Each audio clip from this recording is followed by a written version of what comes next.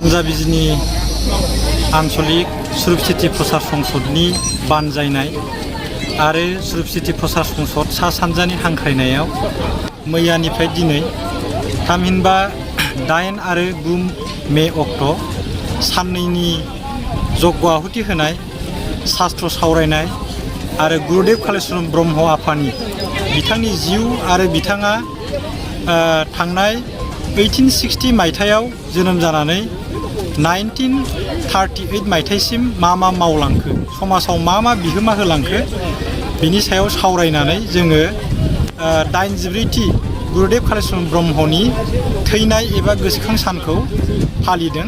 दा बे फालिनायाव जोंनि सुरुपसिति प्रसार संसद सा सानजानिफ्राय गासै मोनद'सो जिल्ला कमिटि दङ।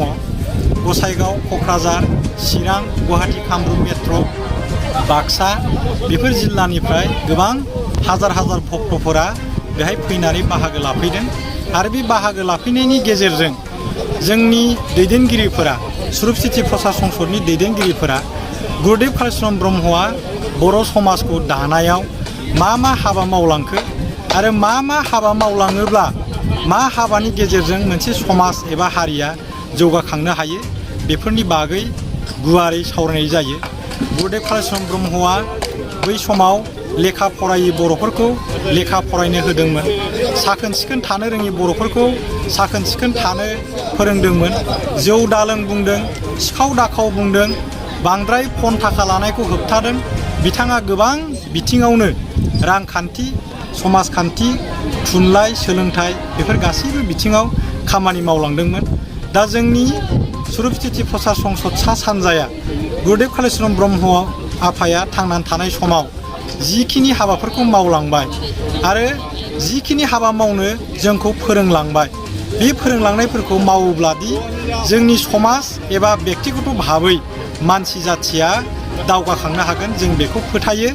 बेनिखायनो सुरुपसिति प्रसार संसद सा सानजाया थांनाय बेसेबांबा जिथाइ बोसोर आगोलनिफ्रायनो गुरुदेव कालिचरन ब्रह्मनि थैनाय सानल' नङा, जोनोम सान बा बैसागखौबो जोङो मिरु संसदनि सिङाव थानाय गुबुन आन्चलिक संसदफोराव जग्य आहुति होनाय, शास्त्र सावरायनाय आरो बिथांनि जि जिउ जारिमिन बेखौ सावरायनायनि गेजेरजों बे हाबाफारिखौ जों फालिबोबाय थादों। मैयानिफ्राय दिनैसिम जानाय बे हाबाफारियाव जोंनि रायजो सभानि गोदानै बिसायख'जानाय मानगोनां रायजो सभानि सोद्रोमा रोनगोरा नार्जारी बिथाङाबो बेवहाय फैनानै बाहागो लाफैदोंमोन मैया मोनाबिलियाव।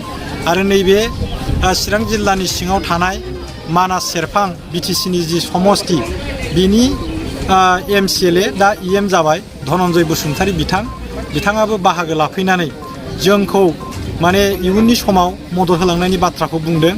आरो दिनै मोनसे गोजोनथाव खौरां बेबो जाहैबाय मा, जोंनि बिजिनि जिल्ला UPPLनि आफादगिरि बिथां फनिन बर'आबो फैदों आरो बिथांमोन हांख्रायजानाय आलासिफोरनि अनगायैबो जोंनि सुरुपसिति प्रसार संसद सा सानजानि दानि फार्माटिक नायक घनश्याम बसुमतारी बाबाया गुरुदेव कालिचरन ब्रह्मनि बोसोन, बिथांनि जिउ, बिथाङा मा मावलांदों बेखौ गुवारै बेवहाय बाहागो लाफैनाय भक्त आइ आफामोननि सिगाङाव बेखेवनानै होनायजों लोगोसे बिथाङा शास्त्रनि बागैबो गोबां बाथ्रा बुंदों।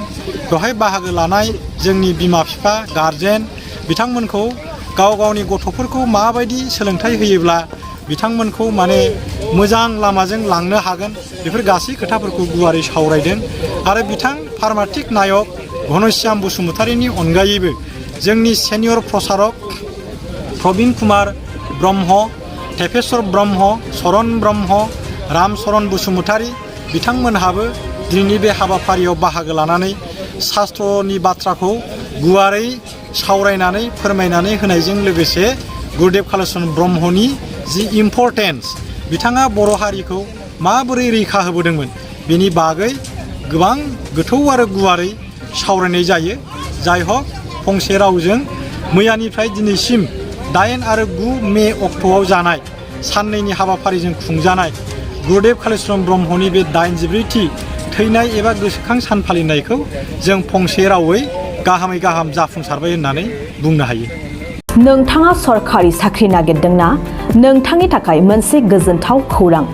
नोंथांनि थाखाय दं एडुकेट पइन्ट, जेराव नोंथाङा सोलोंथाइ लानायनि गेजेरजों सरखारि साख्रिनि गुबुन गुबुन रोखोमनि गोब्राब आनजादफोरखौ उथ्रिसारनो हागोन आरो गावनि आथिङाव गसंथानो हागोन।